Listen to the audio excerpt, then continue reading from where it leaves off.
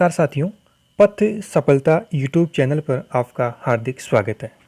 REET level 2 के लिए SST के टेस्ट चल रहे हैं और इसी कड़ी में आज का टेस्ट संख्या 13 आपके सामने पेश है, जिसमें ब्रिटिश काल में जो ब्रिटिश सरकार की नीतियां एवं उसका भारतीय अर्थव्यवस्था पर जो प्रभाव पड़ा था उसी से संबंधित कुछ महत्वपूर्ण प्रश्नों पर हम चर्चा करेंगे।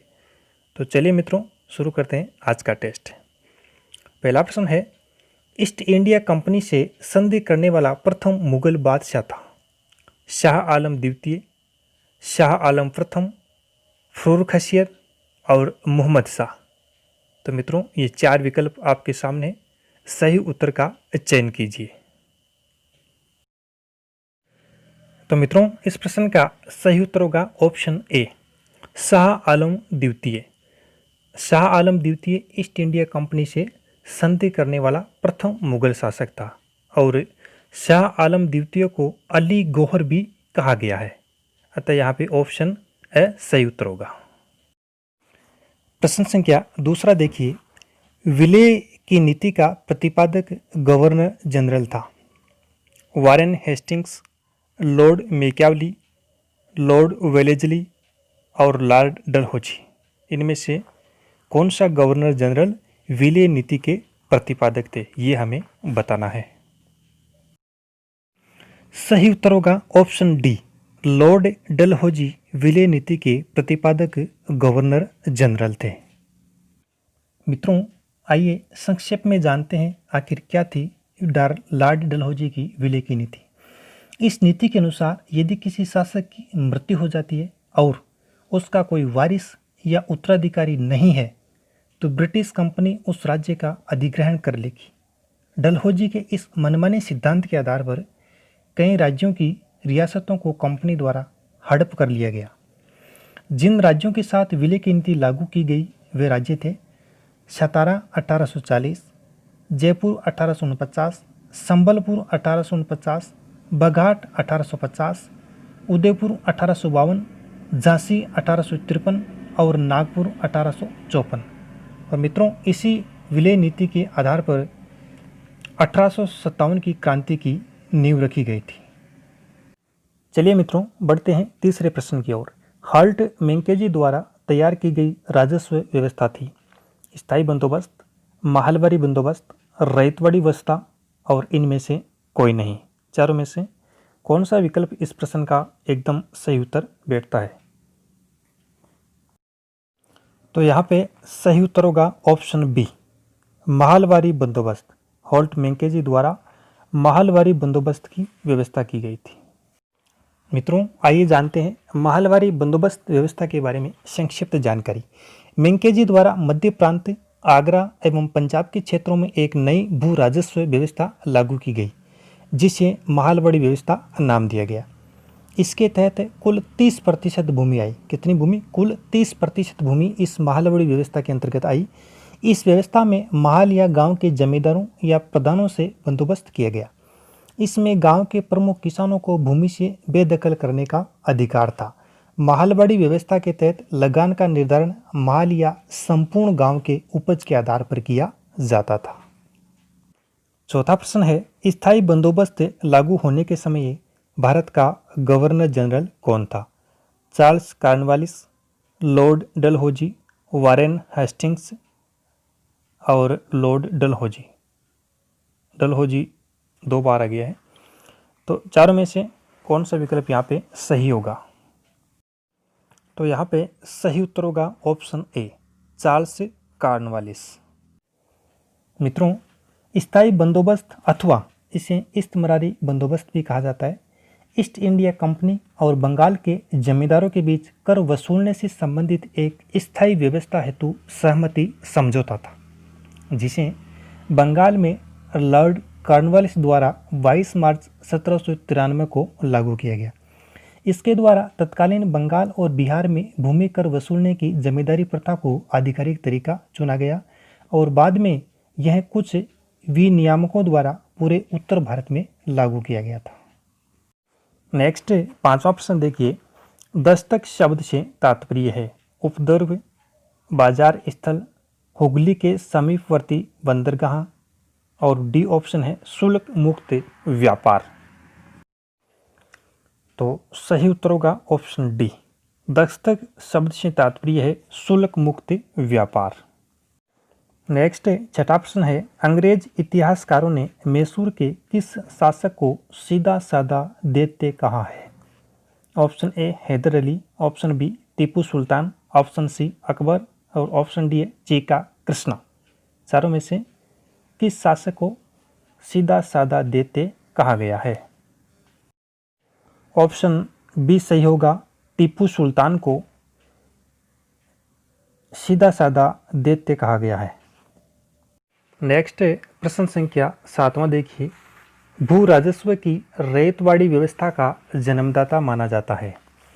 थॉमस मुनरो, कैप्टन रीड, उपयुक्त दोनों, वारेन हेस्टिंग्स। तो चारों में से सही विकल्प का चयन कीजिए। इस प्रश्न का सही उत्तर होगा ऑप्शन सी, थॉमस मुनरो और कैप्टन रीड उपयुक्त दोनों को ही भू राजस्व की रैयतवाड़ी व्यवस्था का जन्मदाता माना जाता है।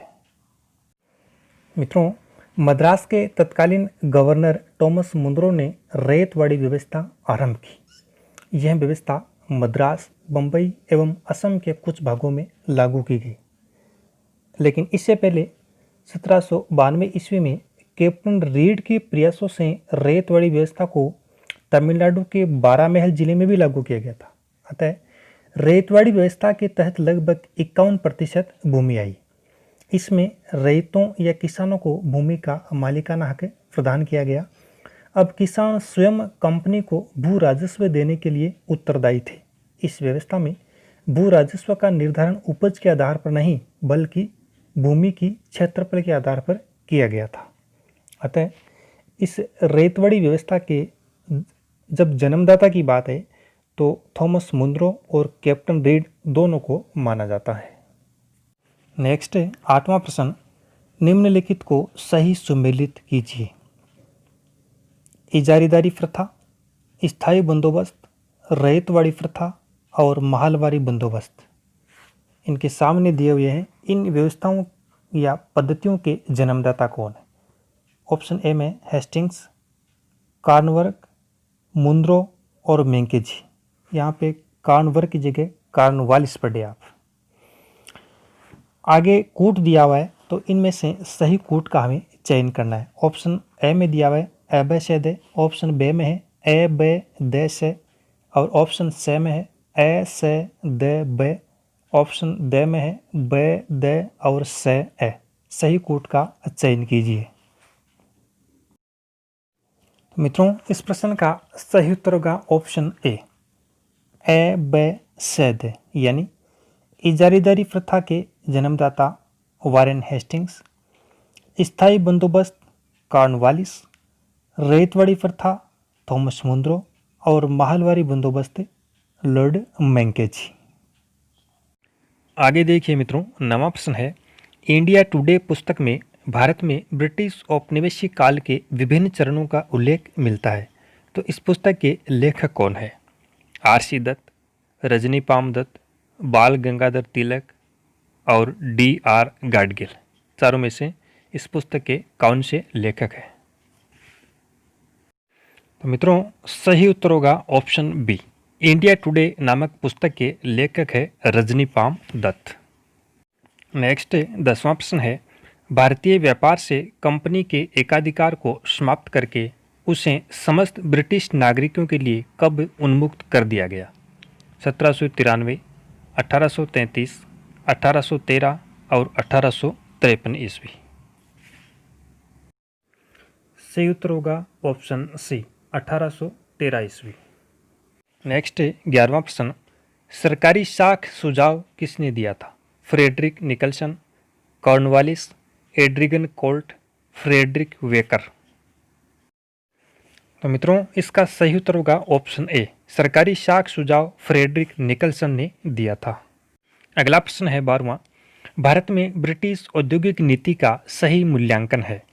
अर्थव्यवस्था के औपनिवेशीकरण की नीति, अनऔद्योगिकरण या उद्योगों के विनाश की नीति, यूरोपीयकृत एकाधिकारवाद की नीति और कुंठिन विकास की नीति।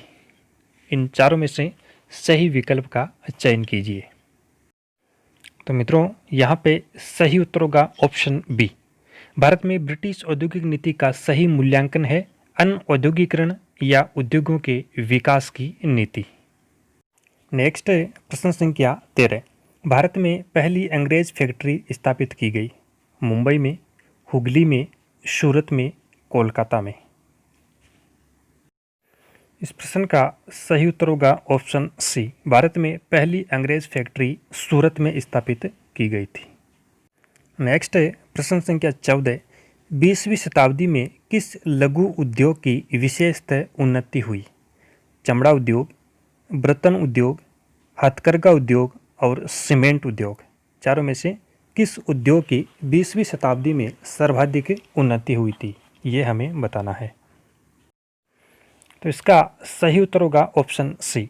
20वीं शताब्दी में हथकरघा उद्योग की सबसे ज़्यादा या सर्वाधिक उन्नति हुई थी। नेक्स्ट है प्रश्न संख्या 15। ब्रिटिश भारत में तथाकथित गृह प्रभारों में निम्न में से कौन सी मद शामिल नहीं थी?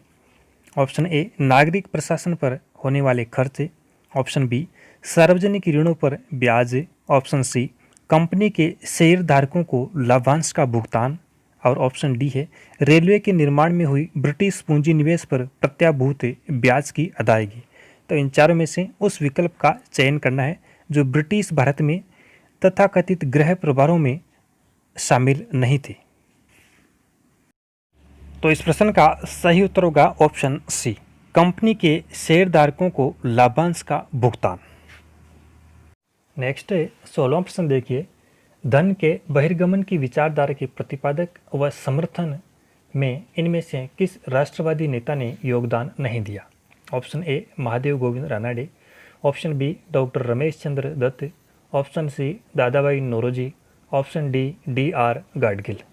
इन चारों में से किस राष्ट्रवादी नेता ने धन के बहिर्गमन की विचारधारा के प्रतिपादन में समर्थन नहीं किया या योगदान नहीं दिया, उसको हमें बताना है। तो मित्रों, यहाँ पे सही उत्तर होगा option D D R. Gadgil. Next प्रश्न संख्या 17। भारत में ब्रिटिश उपनिवेशवाद के प्रथम चरण को किसने खुली और बेशरम लूट का काल कहा? Thomas Munro, Percival Spear, captain Read और रेमजे मोर। इन चारों में से किसने भारत में ब्रिटिश उपनिवेशवाद के प्रथम चरण को खुली और बेशरम लूट का काल कहा था? मित्रों, इस प्रश्न का राइट आंसर होगा ऑप्शन बी, पर्सिवल स्पीयर। अगला प्रश्न है, ब्रिटिश काल में कंपनी के बुनकरों पर निगरानी रखने के लिए जो वेतनभोगी कर्मचारी नियुक्त किए वे कहलाते थे? एजेंट, आमिल, गुमास्ते और ऑप्शन डी है राजपति। मित्रों, इस प्रश्न का राइट आंसर होगा ऑप्शन सी, गुमास्ते। वेतनभोगी कर्मचारी गुमास्ते नाम से प्रचलित थे। नेक्स्ट 19वां प्रश्न देखिए। सर्वप्रथम भारत में आने वाली पश्चिमी ताकत थी? अंग्रेज, डच, फ्रांसीसी या पुर्तगाली? ऑप्शन डी सही होगा यहाँ पे, पुर्तगाली। सर्वप्रथम भारत में आने वाली पश्चिमी ताकत थी पुर्तगाली। चलिए मित्रों, आज के टेस्ट का अंतिम 20वां प्रश्न देखते हैं। किस दार्शनिक ने भारत भूमि को विश्व के लिए महान अवसरों की चरम सीमा कहा है? Option A Hegel, option B Landstein, option C Shakespeare, option D Thomas Stephens. इनमें से कौन से ऐसे विद्वान हैं जिन्होंने भारत भूमि को विश्व के लिए एक महान अवसरों की चरम सीमा कहा है? सही विकल्प का चयन कीजिए। यहाँ पे राइट आंसर होगा ऑप्शन सी, शेक्सपियर।